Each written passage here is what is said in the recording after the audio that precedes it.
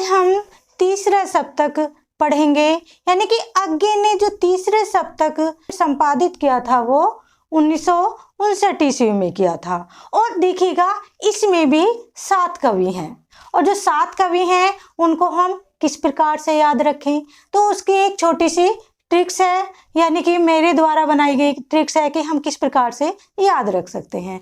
देखिएगा कि जो इसके पहले कवि हैं वो है मदन वात्सायन।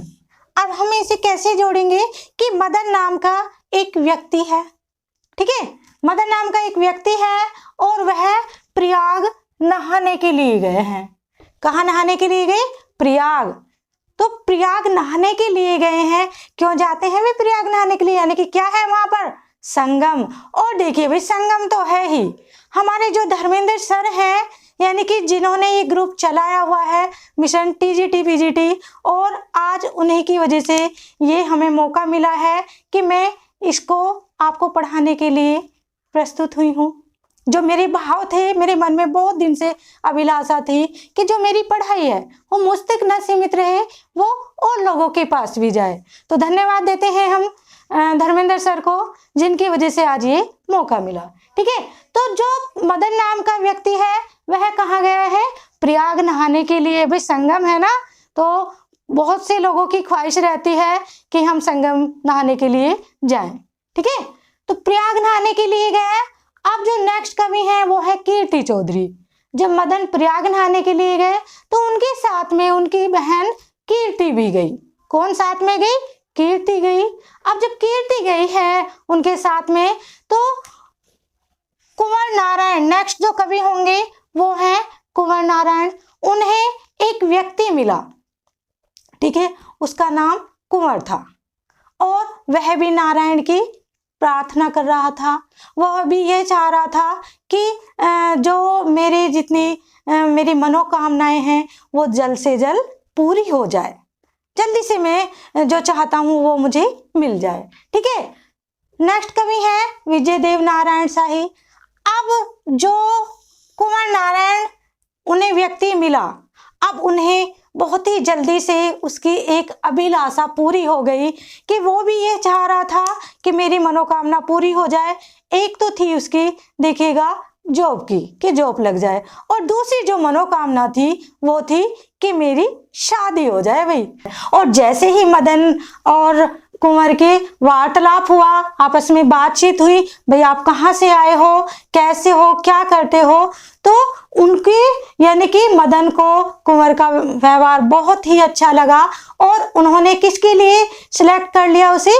कीर्ति के लिए। और कीर्ति कुंवर को पसंद आ गई। जब पसंद आ गई तो देखिए उनकी विजय हो गई, यानी कि उन्हें क्या, अरे जिस चीज के लिए हम गए थे, और कहाँ गए थे? संगम गए थे, और वो चीज हमें मिल गई।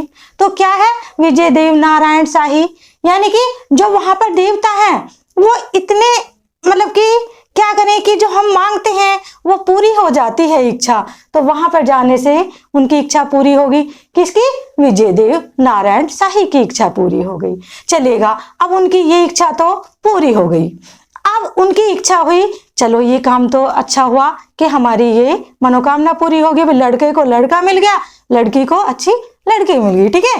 तो उन्होंने सोचा कि अब कहाँ जाना है हमें, हम केदारनाथ के दर्शन कराते हैं, कि मेरी एक इच्छा और रह रही है, वो है केदारनाथ की। तो सभी मिलकर के कहाँ चले गए? केदारनाथ के दर्शन करने के लिए। और केदारनाथ में कौन रहते हैं? भगवान शिव का वास है, ठीक है। तो कहाँ चले गए सभी लोग? केदार। तो नेक्स्ट कवि कौन है? नेक्स्ट कवि है केदारनाथ सिंह, ठीक है। अब केदारनाथ सिंह के बाद में केदार तो वो चले गए। उसके बाद में क्या होता है, जब केदार यानी कि ईश्वर के उन्होंने वहां पर भी दर्शन कर लिए, जो उनकी सर्वेश्वर यानी कि जो सभी मनोकामनाएं जो छूट भी रही थी, लगता था कि भी थोड़ी सी और हमारी वो इच्छा भी पूरी हो जाती, वहां केदार पर जाकर के उनकी इच्छा पूरी हो गई। तो सर्वेश्वर दयाल सक्सेना जो वहां पर यानी कि भोलेनाथ का निवास है, जो ईश्वर है वहां पर, वो कैसे हैं? वो दयालु हैं, ठीक है। और दयालु इतने हैं कि वहां पर सभी की मनोकामना पूरी हो जाती है। तो कभी लाइफ में ऐसा मौका मिले केदारनाथ जाने का या प्रयाग नहाने का, तो आप जाइएगा जरूर, ठीक है।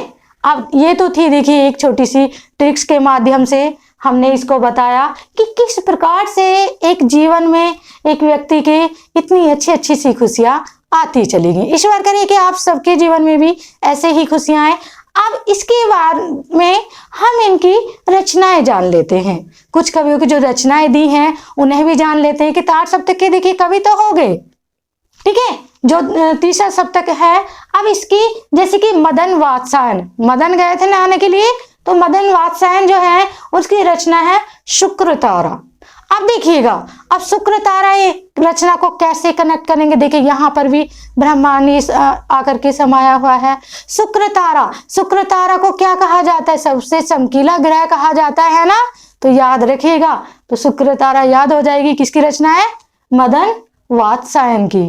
नेक्स्ट कवि है प्रयाग नारायण, इनकी भी जो रचना है उसका तो प्रयोग यानी कि रचना नहीं मिली है मुझे ऐसा कोई, लेकिन देखिए प्रयाग में जाकर के तो वैसे ही सब कुछ मिल जाता है, तो रचना की तो बात ही क्या कहिए, तो रचना की आवश्यकता इसमें नहीं है।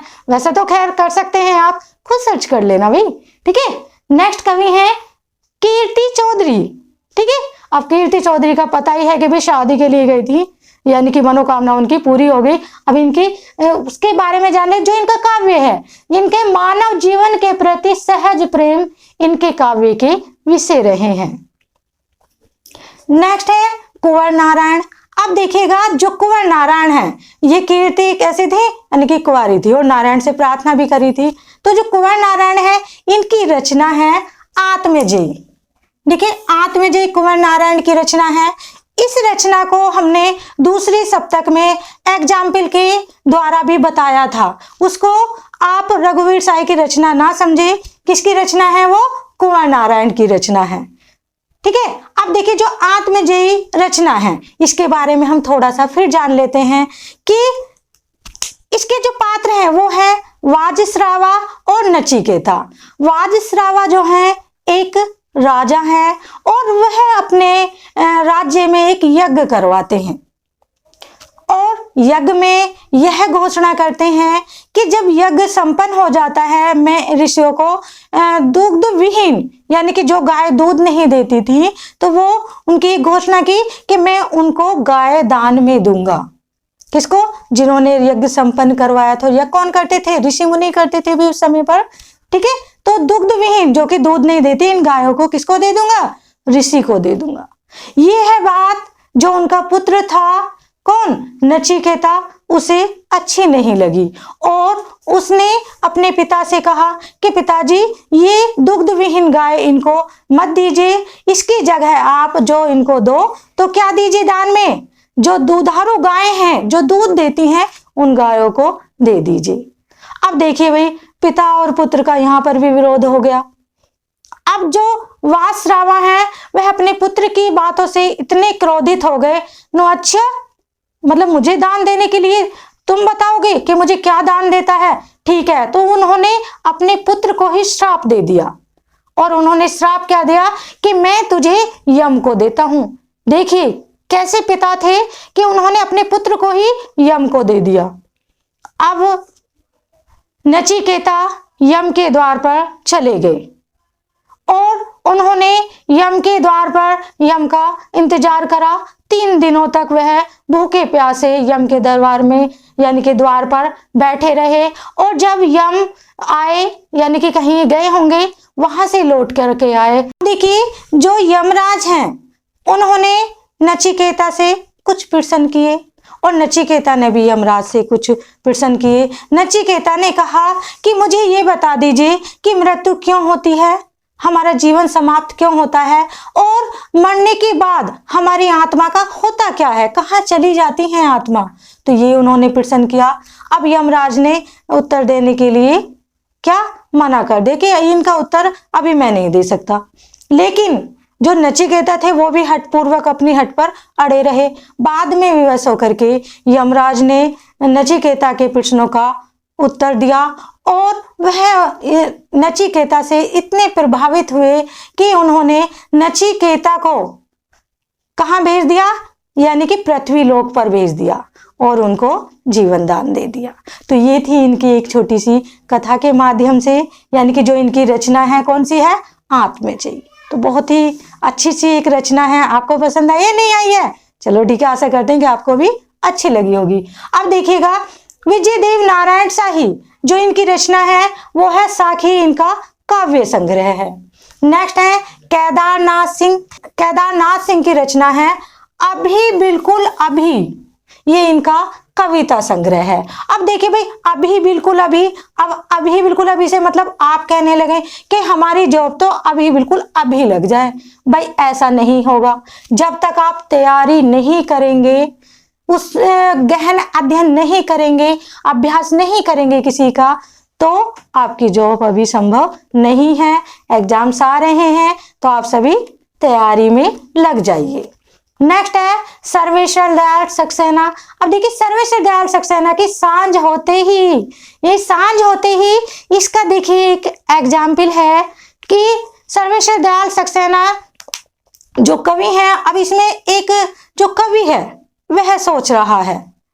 आप अपने आप को भी मान सकते हैं कि आप दूर बैठे हुए हैं अपने बच्चों से, बीवी से, तो जो आपकी बीवी है आप सोच रहे हैं कि वो कैसे रह रही होगी, मेरा इंतजार कर रही है। तो इनकी देखिए कुछ पंक्ति हैं।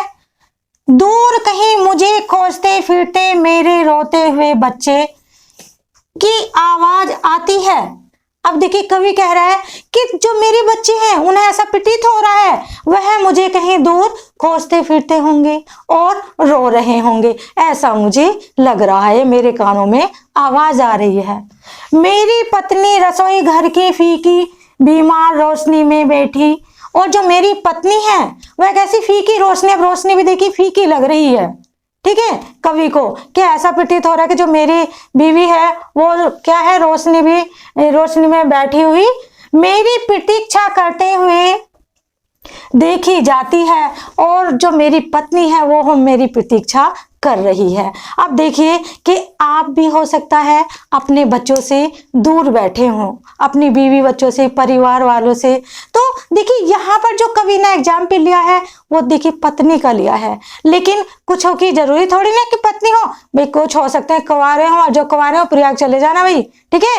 और तो उनकी इंतजार कौन करता है कि माताएं करती हैं, ठीक है। और जिनकी शादी हो जाती है तो बीवी बच्चे सभी परिवार वाले उनका इंतजार करते हैं। तो ये है जो छोटी सी एक ट्रिक्स थी मेरे माध्यम से बताई गई। मैं आशा करती हूँ कि आप सभी को यह मेरे द्वारा पढ़ाया गया आपको पसंद आ रहा हो। जो आपको मेरी ये वीडियो या मेरा पढ़ाया हुआ पसंद आ रहा हो तो वीडियो को लाइक जरूर कीजिएगा, ठीक है, और शेयर और सब्सक्राइब भी कीजिएगा। धन्यवाद।